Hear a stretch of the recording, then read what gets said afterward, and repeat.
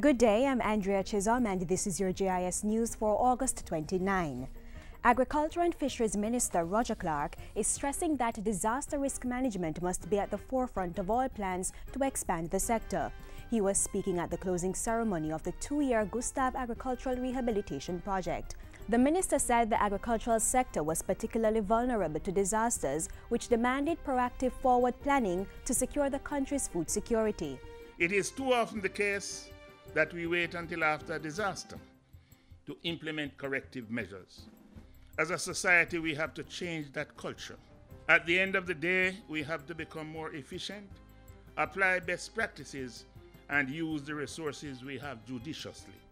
Among other things, he said the ministry had implemented its own agricultural disaster risk management program to sensitize agricultural stakeholders on the importance of preparation. Technology Minister Philip Paulwell is asserting that Jamaica becoming the world's leading contact center destination is not a far-fetched vision. A contact center is a facility used by companies to manage all their technological contact with clients through a variety of mediums such as telephone, fax, letter, email, and even online live chat. Minister Paulwell says Jamaica has both the human and infrastructure capital to realize the vision. The minister was speaking while on tour of Scotiabank Jamaica's contact center, which copped 3 top awards in the Americas region this year. I want to congratulate Scotiabank and this contact center for showing that we are indeed world-class. The components that we have here are right for not only Scotiabank, but for a wide array of businesses to see the opportunities that are available. Come November, the government will be embarking on an island-wide survey to determine the number of homeless persons so they can plan efficiently for their needs. Chairman of the Committee for the Homeless at the Board of Supervision, Dr. Winston Delahaye, says the results of this survey will be entered into the recently acquired Information Identification Homeless Database System. With that, we'll be able to provide the kind of information required to be able to not only have a database of the homeless, but be able to track activities with the homeless, including hopefully the inclusion of pictures and so on. Dr. Delahaye was speaking at Tuesday's JIS think tank session.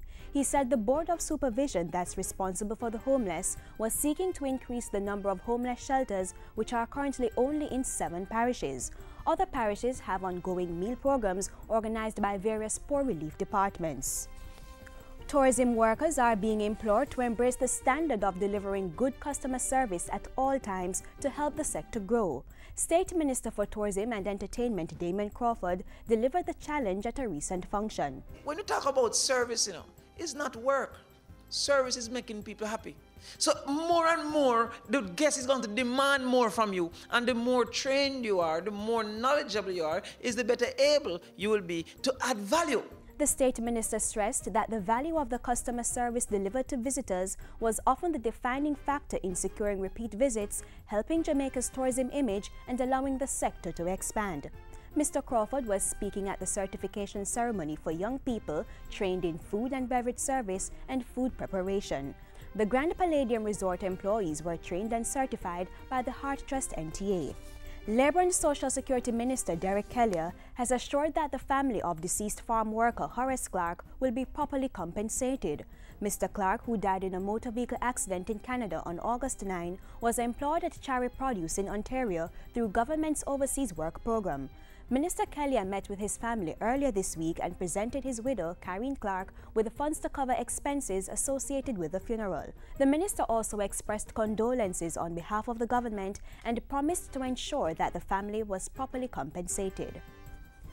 And finally, residents at the Mount Olivet Boys' Home in Manchester were treated to a day of fun and laughter on the weekend, courtesy of the JIS family. The back-to-school trip, which is made annually, saw the boys receiving school packages and gifts, as well as sound words of encouragement. Operator of the home, Mrs. Lowe, expressed her gratitude to the JIS team. JIS adopted the boys' home in 2009 as part of its corporate services outreach program. And that's it for JIS News today. I'm Andrea Chisholm. Thank you for watching.